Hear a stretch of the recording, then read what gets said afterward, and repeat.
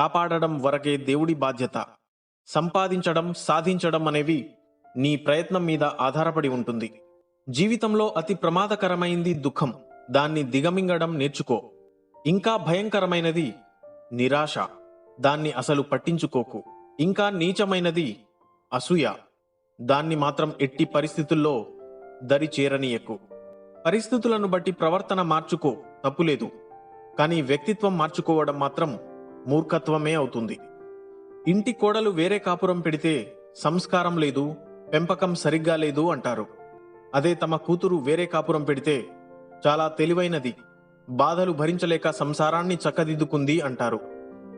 ఇదెక్కడి న్యాయం? మనం ఎవరికైతే మేలు చేశామో వారు మనకు తిరిగి మేలు చేస్తారని అనుకోవడం మన భ్రమ. గుర్తుంచుకోండి, ఏ దీపమైతే ఆరిపోకూడదు అని చెయ్యి అడ్డు పెడతామో అదే దీపం ఒక్కోసారి మన చేతులనే కాల్చుతుంది.